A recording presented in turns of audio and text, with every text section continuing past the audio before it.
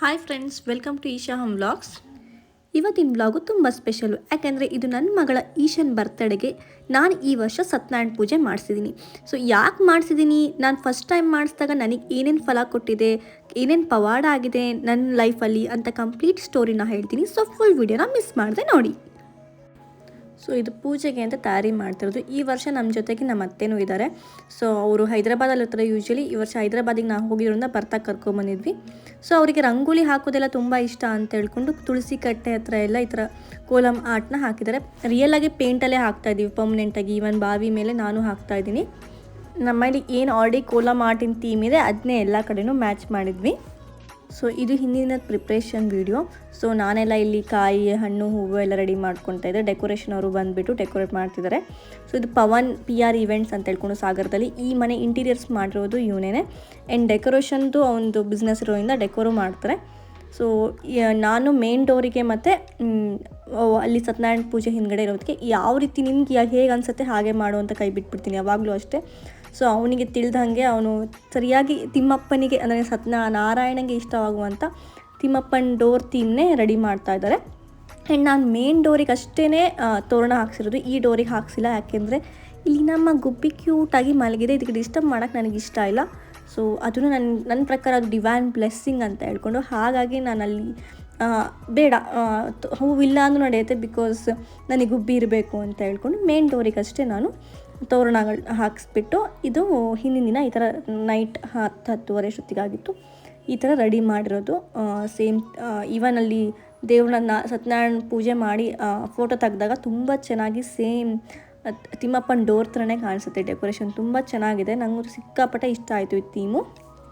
And ಇಷ್ಟೆಲ್ಲ ಆದಮೇಲೆ ರಾತ್ರಿ ಒಂದ್ಸಲ ಎಲ್ಲ ಕ್ಲೀನ್ ಕಸ ಗುಡಿಸ್ಕೊಂಬಿಟ್ಟು, ಯಾಕಂದರೆ ಬೆಳಗ್ಗೆ ಕೂಡಲೇ ಬೇಗ ಆಗಲಿ ಅಂತ ಹೇಳ್ಕೊಂಡು ಕ್ಲೀನ್ ಮಾಡ್ಕೊಳೋಷ್ಟರೊಳಗೆ ನಂಗೆ 11-11:30 ಆಗಿತ್ತು. ನನ್ನ ಮುದ್ದು ಮಗಳು ಬರ್ತ್ಡೇ ಗರ್ಲು ಹೊರಡೆ ಅಪ್ಪನ ಮೇಲೆ ಕ್ಯೂಟಾಗಿ ಮಲ್ಕೊಂಡಿದ್ದಾಳೆ. ಅದು ನೋಡಿ ತುಂಬ ಖುಷಿ ಆಯಿತು.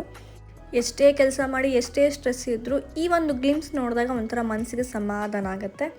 ಇನ್ನು ಜಸ್ಟ್ 1 hour 2 hour ಅಷ್ಟೇ ಮಲ್ಕೊಂಡಿದ್ದು. 2:30ಗೆ ಎದ್ಬಿಟ್ಟು ಮನೆ ಎಲ್ಲ ಮತ್ತೊಂದು ಸಲ ಅರಿಶಿನ ನೀರು ಮತ್ತು ಗೋಮೂತ್ರ ಎಲ್ಲ ಹಾಕಿ ಕಸ ಎಲ್ಲ ಮಾಡಿಕೊಂಡು ಬೆಳಗ್ಗೆ ಅಷ್ಟೊತ್ತಿಗೆ ನಮ್ಮ ಅತ್ತೆನೂ ರಂಗೋಲಿ ಹಾಕಿದರು ಮನೆ ಮುಂದೆ.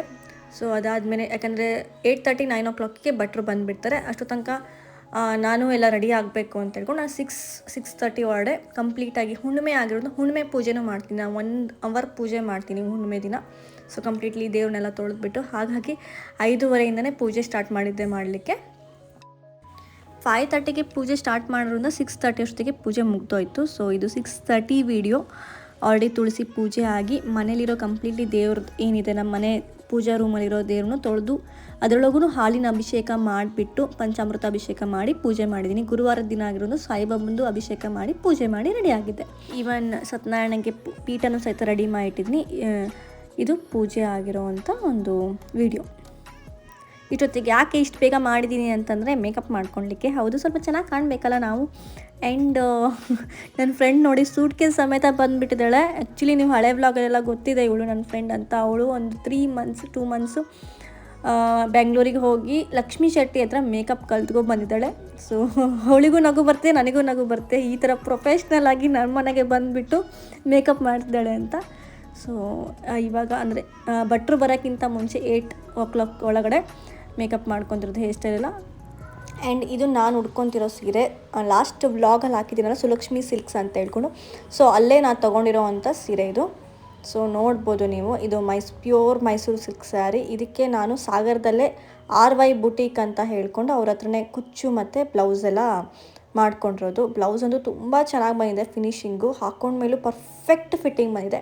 ಫಸ್ಟ್ ಟೈಮ್ ನನಗಿಷ್ಟು ಪರ್ಫೆಕ್ಟಾಗಿ ಫಿಟ್ಟಿಂಗ್ ಆಗಿ ಬಂದಿರೋದು. ನೋಡ್ಬೋದು ಡಿಸೈನು. ಸೊ ನಾನು ಯಾವುದೇ ರೀತಿ ಡಿಸೈನ್ ಹೇಳಿಲ್ಲ ಅವರಿಗೆ.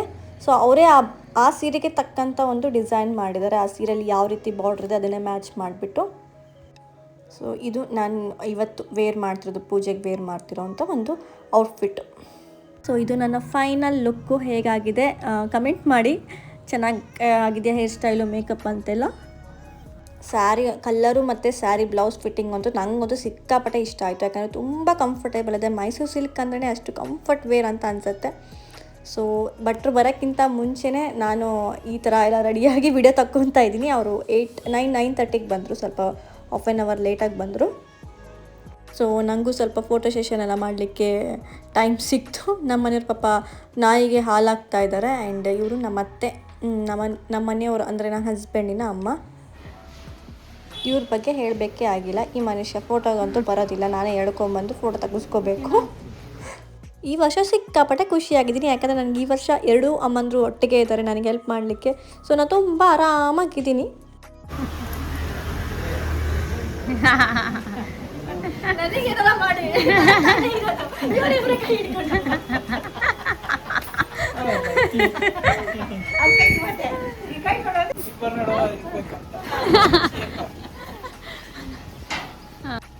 ಅಮ್ಮ ನೀವು ಮಿಡಲ್ ಬಿಡಿ ಅಮ್ಮ, ತುಳಸಿ ಕಟ್ಟೆ ಕಾಣಿಸುತ್ತೆ. ಸೊ ನನ್ನ ಫ್ರೆಂಡ್ ರೂಪನೂ ಸಹಿತ ಮೇಕಪ್ ಎಲ್ಲ ಮಾಡಿ ಫೋಟೋ ಸೆಷನ್ ಎಲ್ಲ ಮಾಡಿಬಿಟ್ಟು ಅವಳು ರೆಡಿಯಾಗಿ ಬರ್ತೀನಿ ಅಂತ ಹೋದಳು. ಸೊ ಈ ಕಡೆ ಪರ್ಫೆಕ್ಟ್ ಟೈಮ್ ಅಂತ ಅನ್ನೋಂಗೆ ಭಟ್ರು ಸಹಿತ ಬಂದರು. 9-10 ಆಗಿತ್ತು ಬರ್ತಾ. ಸೊ ಅವರು ಪೂಜೆ ಮತ್ತು ಹೋಮಕ್ಕೆ ಎಲ್ಲ ಕುಂಡ ಇಟ್ಟು ರೆಡಿ ಮಾಡ್ಕೊತಾರೆ. ನಮ್ಮಮ್ಮ ಎಲ್ಲ ಹೆಲ್ಪ್ ಮಾಡ್ತಾರೆ, ಅವರಿಗೆಲ್ಲ ತಂದುಬಿಟ್ಟು ಸಾಮಾನೆಲ್ಲ ಕೊಟ್ಟು. ಸೊ ನಾನಿವಾಗ ದೀಪ ಹಚ್ಬಿಟ್ಟು ಪೂಜೆನ ಸ್ಟಾರ್ಟ್ ಮಾಡ್ತಿರೋದು. ಸೊ ಭಟ್ರು ಎಲ್ಲ ತುಂಬ ಚೆನ್ನಾಗಿ ಅಲಂಕಾರ ಮಾಡಿದ್ದಾರೆ. ಹಿಂದ್ಗಡೆ ಡೋರು ಏನಿದೆ ತಿಮ್ಮಪ್ಪನ ಥರ ಕಾಣಿಸ್ತಿರೋದು ಅದು ಸಹಿತ ಪರ್ಫೆಕ್ಟಾಗಿ ಮ್ಯಾಚ್ ಆಗಿದೆ. ಸೊ ನಂಗಂತೂ ತುಂಬ ಖುಷಿ ಆಯಿತು, ಅದು ಒಂದು ಗ್ಲಿಮ್ಸ್ ನೋಡಲಿಕ್ಕೆ ತುಂಬ ಚೆನ್ನಾಗಿ ಫೀಲ್ ಕೊಡ್ತಾ ಇದೆ. ಫಸ್ಟು ಹೋಮ ಮಾಡಿದ್ವಿ, ಆಮೇಲೆ ಸತ್ಯನಾರಾಯಣ ಪೂಜೆ ಕಥೆನ ವಿವರಣೆ ಕೊಟ್ಟರು. ಸೊ ಇದು ಯಾವ ಹೋಮ ಅಂತ ಕೇಳ್ತಿದ್ದೀರಾ, ಇದು ರಾಹು ಶಾಂತಿ ಅಂತ ಹೇಳ್ಕೊಂಡು. ನಾನು ಲಾಸ್ಟ್ ಟೈಮು ಈಶಾನ್ಗೆ ಮಾತು ಬರ್ತಾ ಇರಲಿಲ್ಲ, ಅವಳಿಗೆ 3 ಇಯರ್ಸ್ ಆದರೂ ಸಹಿತ. ಸೊ ಆವಾಗ ಕೇಳಿದಾಗ ಭಟ್ರು ಅವಳಿಗೆ ಸ್ವಲ್ಪ ಬಾಲಗ್ರಹ ಅಂತ ಅಥವಾ ಇದೆ, ಸೊ ಅದಕ್ಕೆ ರಾಹು ಶಾಂತಿ ಮಾಡಿದ್ರೆ ಸರಿ ಆಗುತ್ತೆ ಅಂತ ಹೇಳಿದರು. ಹಾಗಾಗಿ ರಾಹು ಶಾಂತಿ ಮಾಡಿದ್ದೆ. 3.5 ವರ್ಷ ಅಷ್ಟೊತ್ತಿಗೆ ಮಾತು ಬರ್ಲಿಕ್ಕೆ ಸ್ಟಾರ್ಟ್ ಆಯಿತು. ಸೊ ಇವಾಗ ಈ ವರ್ಷ ನಾನು ಯಾಕೆ ಈ ಹೋಮ ಮಾಡಿಸ್ತಿದ್ದೀನಿ ಅಂದರೆ, ಅವಳು ಇತ್ತೀಚೆಗೆ ಒಂದು 6-8 ಮಂತ್ಸಿಂದ ತಿರುಗದು ಮೇಲ್ಗಡೆಯಿಂದ ಹ್ಯಾಂಗಿಂಗ್ ವಸ್ತು ಏನಾದರೂ ಇದ್ದರೆ ಅದಕ್ಕೆ ಹೆದರ್ತಾಳೆ, ತುಂಬ ಹೆದರ್ತಾಳೆ.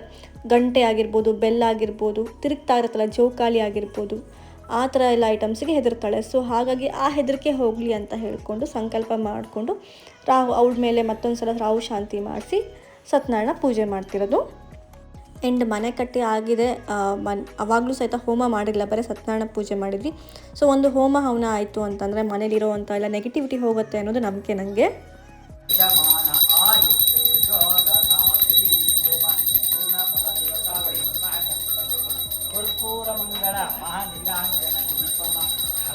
ಇದು ಪೂಜೆ ಮಾಡ್ತಿರೋದು ಅವಳು ಬರ್ತಡೇ ದಿನ, ಅಂದರೆ ಅವಳು ಹುಟ್ಟಿರೋ ದಿನವೇ. ಇವತ್ತು ರೋಹಿಣಿ ನಕ್ಷತ್ರ, ದತ್ತ ಜಯಂತಿ ದಿನ. ಸೊ ಅವಳು ಹುಟ್ಟಿರೋದು ದತ್ತ ಜಯಂತಿ ದಿನವೇ ಆಗಿರೋದ್ರಿಂದ ಇವತ್ತಿನ ದಿನವೇ ಅವಳ ವಿಚಾರಕ್ಕೋಸ್ಕರನೇ ಸತ್ಯನಾರಾಯಣ ಪೂಜೆ ಮಾಡ್ತಿರೋದು. ಬರೀ ಕೇಕು ಕಟ್ ಮಾಡಿಬಿಟ್ಟು ಪಾರ್ಟಿ ಮಾಡಿ ಊಟ ಹಾಕ್ಸೋ ಬದಲು ಈ ಥರ ನನಗೆ ಸಂತೃಪ್ತಿ ಆಗೋಂಗೆ, ಅವಳಿಗೆ ಯಾವ ದೋಷ ಇದೆ ಅದಕ್ಕೆ ನಿವಾರಣೆ ಮಾಡೋ ಹಾಗೆ ಒಂದು ಹೋಮ ಮಾಡಿಸ್ಬಿಟ್ಟು ಪೂಜೆ ಮಾಡಿದ್ರೆ ಒಳ್ಳೆಯದಾಗತ್ತೆ ಅನ್ನೋದು ನನ್ನ ನಂಬಿಕೆ. ಸೊ ಹಾಗಾಗಿ ಈ ವರ್ಷದಿಂದ ಇದನ್ನು ಸ್ಟಾರ್ಟ್ ಮಾಡಿದ್ದೀನಿ ನಾನು. ಇನ್ನು ಈ ಕಡೆ ಪೂಜೆ ಆಗ್ತಿದೆ ಅಂದರೆ ಆ ಕಡೆ ನಮ್ಮ ಮನೆಯ ಡಿವೈನ್ ಶಕ್ತಿ, ನಮ್ಮ ಮನೆ ದೇವರು ಲಕ್ಷ್ಮಿ ಮತ್ತು ಲಕ್ಷಿ ಸಲ ಮಗಳೂ ಕರ್ಕೊಂಡು ಬಂದುಬಿಡ್ತು. ಸೀದಾ ಪೂಜೆ ರೂಮ್ ಹತ್ರನೇ ಬಂದುಬಿಡುತ್ತೆ, ಡೋರ್ ಹತ್ರ. ನಾವು ಅದಕ್ಕೂ ಗೋ ಪೂಜೆ ಮಾಡಿಬಿಟ್ಟು ಆಮೇಲೆ ಹಿರಿಯರ ಆಶೀರ್ವಾದ ತೊಗೊಂಡ್ವಿ. ಒಂಥರ ಮನಸ್ಸಿಗೆ ಸಂತೃಪ್ತಿ ಕೊಟ್ಟಂಗಾಯಿತು. ಯಾಕಂದರೆ ಗೋವಲ್ಲೇ ಮುಕ್ಕೋಟಿ ದೇವ್ರು ಇರ್ತಾರಂತೆ, ಅವರೇ ತಾವಾಗೇ ಅಮ್ಮ ಮಗಳು ಬಂದು ಮನೆ ಬಾಗಿಲಿಗೆ ಬಂದು ಗೋಪೂಜೆ ಮಾಡಿಸ್ಕೊಂಡಾಗ ಸಮಾಧಾನ ಆಯಿತು. ಆ್ಯಂಡ್ ಈ ಪೂಜೆನ ಕ್ರಮಬದ್ಧವಾಗಿ ಬ್ರಾಹ್ಮಣರು ಬಂದುಬಿಟ್ಟು ಮಾಡಿರ್ತಾರೆ. ಸೊ ಅವರಿಗೆ ಗುರುದಕ್ಷಿಣೆ ಕೊಟ್ಬಿಟ್ಟು ಆಶೀರ್ವಾದ ತಗೋತಾ ಇರೋದು.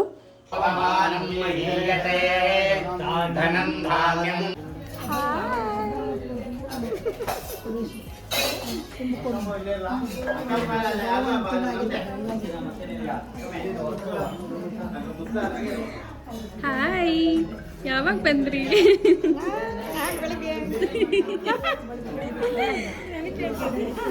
ಪೂಜೆ ಮುಗಿಯೋ ತನಕನೇ 1 ಗಂಟೆ ಆಗೋಗಿತ್ತು. ಎಲ್ಲ ಫ್ಯಾಮಿಲಿ ಫ್ರೆಂಡ್ಸು ಸಹಿತ ಬಂದಿದ್ದರು ಸತ್ಯನಾರಾಯಣ ಪ್ರಸಾದನ ತೊಗೊಳ್ಲಿಕ್ಕೆ. ಹೇಳ್ತಾರಲ್ಲ, ಸತ್ಯನಾರಾಯಣ ಪ್ರಸಾದನ ಬಿಟ್ಟು ಹೋಗಬಾರ್ದು ಅಂತ ಹೇಳ್ಕೊಂಡು. ಹಾಗಾಗಿ ನಾನು ಕರೆದಿರೋ ಅಕ್ಕಪಕ್ಕದ ಮನೆಯವರು, ಫ್ಯಾಮಿಲಿ, ಎಲ್ಲರೂ ಫ್ರೆಂಡ್ಸ್ ಎಲ್ಲ ಕೂಡಿಬಿಟ್ಟು ಒಂದೊಳ್ಳೆ ಸಂತೋಷನ ಹಂಚ್ಕೊಂಡಂಗೆ. ಎಸ್ಪೆಷಲಿ ಈಗ ಪಾರ್ಟಿ ಕೇಕೆಲ್ಲ ಕಟ್ ಮಾಡಿದಾಗ ಆ ಥರ ಒಂದು ಡಿವೈನ್ ವೈಬ್ ಸಿಗೋದಿಲ್ಲ. ಸೊ ಸತ್ಯನಾರಾಯಣ ಪ್ರಸಾದ ಕಥೆಯನ್ನು ಕೇಳಿದಾಗ ತುಂಬ ಖುಷಿಯಾಗತ್ತಂತೆ. ಹಾಗಾಗಿ ಎಲ್ಲರಿಗೂ ಪಾಸಿಟಿವಿಟಿ ಹಂಚ್ದಂಗೆ. ನೋಡಿ ನಮ್ಮ ದನ ಇದು 2ನೇ ಸಲ ಬರ್ತಿರೋದು. ಆವಾಗಿನ ಟೈಮಲ್ಲಿ ಬಂದಾಗ ನಾವು ವಿಡಿಯೋ ತೆಗ್ದಿಲ್ಲ.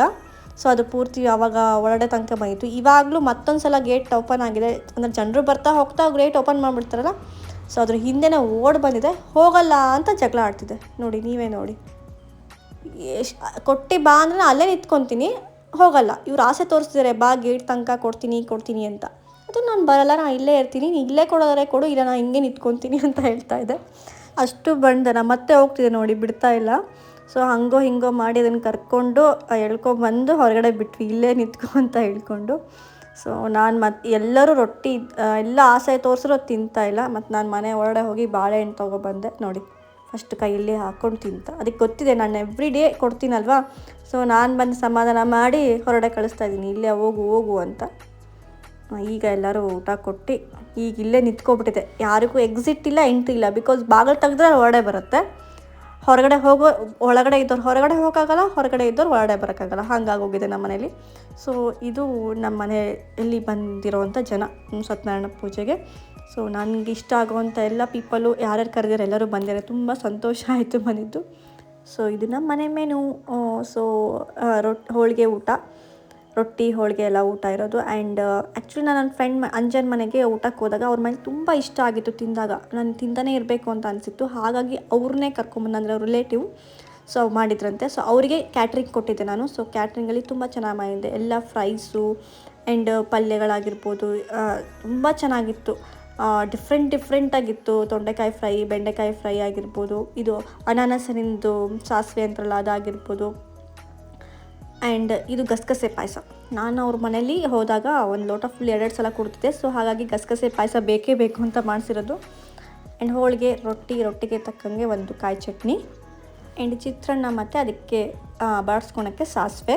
ಈ ಕಡೆ ನಮ್ಮ ಕಡೆ ಮಲೆನಾಡು ಕಡೆ ಚಿತ್ರಾನ್ನಕ್ಕೆ ಸಾಸಿವೆನೂ ಮಾಡ್ತಾರೆ. ಮತ್ತು ತಂಬಳಿ ಆ್ಯಂಡ್ ಬಜ್ಜಿ, ಇದು ಮಜ್ಜಿಗೆ, ಹಪ್ಪಳ, ಮತ್ತು ಅನ್ನ, ಇದು ರಸಮ್ಮು, ಇದು ಒಂದು ರಸಮ್ ಮಾಡಿಸ್ತೀನಿ, ಇನ್ನೊಂದು ಬೇಳೆ ತವೆ, ಹೀರೆಕಾಯ್ದು ಒಂದು ತವೆ ಮಾಡಿಸ್ತೀವಿ ಪಪ್ಪು ಥರ, ಆ್ಯಂಡ್ ಬೀಡ. ಇದಿಷ್ಟು ನಮ್ಮ ಮನೆ ಮೆನು ಆಗಿತ್ತು. ಆ್ಯಂಡ್ ಇದು ಯಾವುದಕ್ಕೂ ಈರುಳ್ಳಿ ಬೆಳ್ಳುಳ್ಳಿ ಹಾಕಿಲ್ಲ, ಯಾಕೆಂದರೆ ಸತ್ಯನಾರಾಯಣ ಪೂಜೆ ಆಗಿರೋದ್ರಿಂದ ನಾನು ಯಾವುದೂ ಇಲ್ಲದೇ ಶಾಸ್ತ್ರೋಕ್ತವಾಗಿ ಪ್ಯೂರ್ ವೆಜಿಟೇರಿಯನ್ ಆಗಿ ಮಾಡಿರುವಂಥ ಊಟ ತುಂಬ ಚೆನ್ನಾಗಿತ್ತು. ಎಲ್ಲರೂ ಊಟ ಮಾಡಿದವ್ರು ಹೇಳಿರೋದು, ನಾನು ಹೇಗೆ ಬೇರೆಯವ್ರ ಮನೇಲಿ ಊಟ ಮಾಡ್ಕೊಂಬಂದಾಗ ಇಷ್ಟ ಆಗಿತ್ತು, ಹಾಗೆ ನಮ್ಮ ಮನೇಲಿ ಊಟ ಮಾಡಿದವರಿಗೂ ತುಂಬ ಇಷ್ಟ ಆಗಿದೆ. ಊಟ ತುಂಬ ಚೆನ್ನಾಗಿತ್ತಂತೆ, ರುಚಿಯಾಗಿ.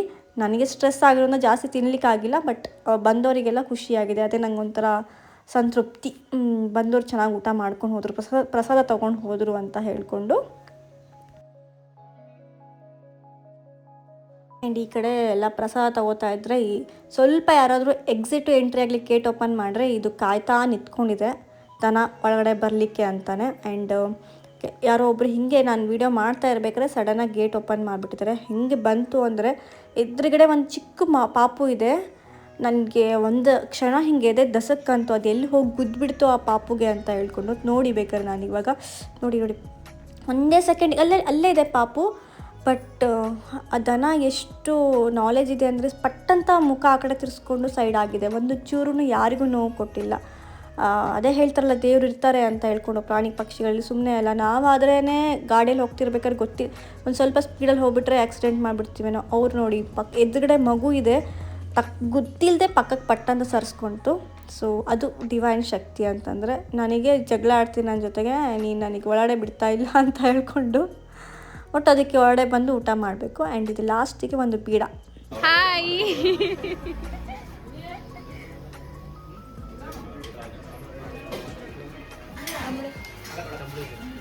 ಇವಾಗ ಹೇಳಿ ಹಾಯ್ ಅಂತ.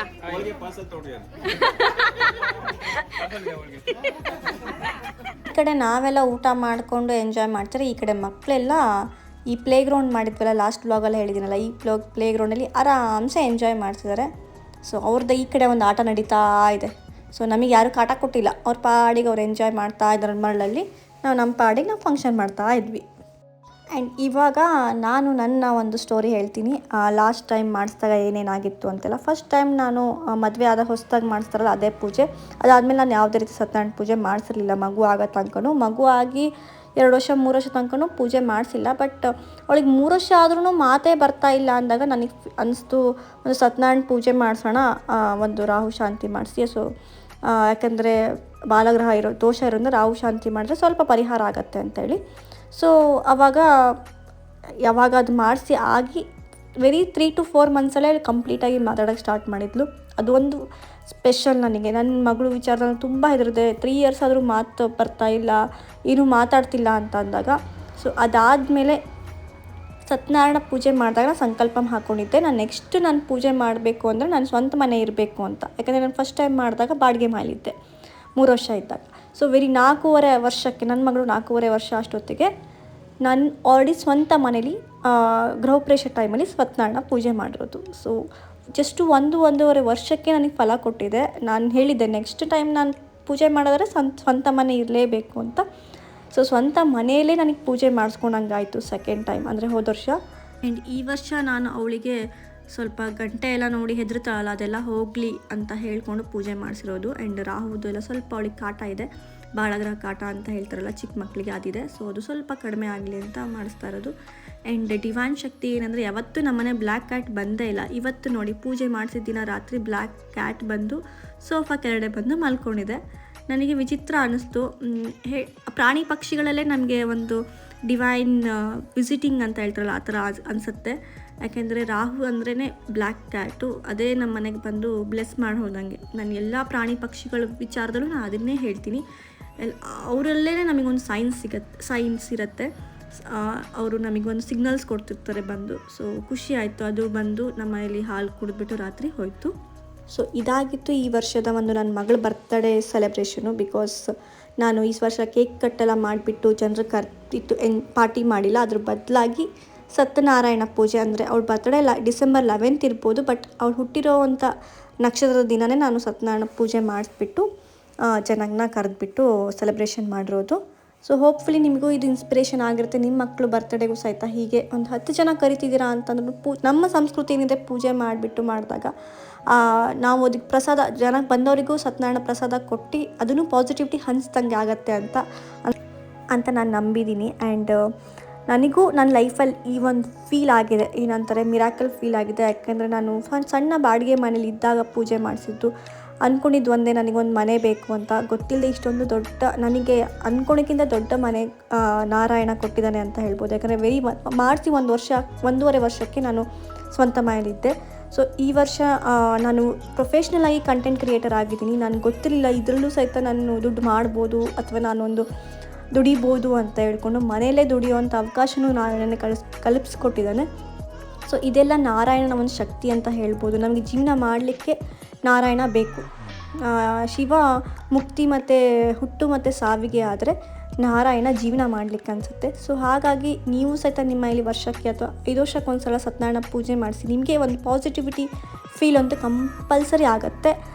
ಆ್ಯಂಡ್ ನೀವು ಆಲ್ರೆಡಿ ಸತ್ಯನಾರಾಯಣ ಪೂಜೆ ಮಾಡಿಸಿ ನಿಮ್ಮ ಲೈಫಲ್ಲೂ ಇದೇ ರೀತಿ ಮಿರಾಕಲ್ಸು ಪವಾಡಗಳಾಗಿದೆ ಅಂತಂದರೆ ಕಮೆಂಟ್ ಮಾಡಿ. ಆ್ಯಂಡ್ ಹೇಗಿತ್ತು ಈ ವ್ಲಾಗು, ಆ್ಯಂಡ್ ಇದೇ ರೀತಿಯ ಇಂಟ್ರೆಸ್ಟಿಂಗ್ ಆಗಿರೋ ಒಂದು ರಿಯಲ್ ಆನೆಸ್ಟ್ ಸಿಂಪಲ್ ಸ್ಟೋರೀಸಿಗೋಸ್ಕರ ನನ್ನ ಚಾನಲ್ ಈಶಾ ಹೋಮ್ ವ್ಲಾಗ್ಸ್ನ ಸಬ್ಸ್ಕ್ರೈಬ್ ಮಾಡೋದನ್ನು ಮರಿಬೇಡಿ. And thank you for watching. Bye.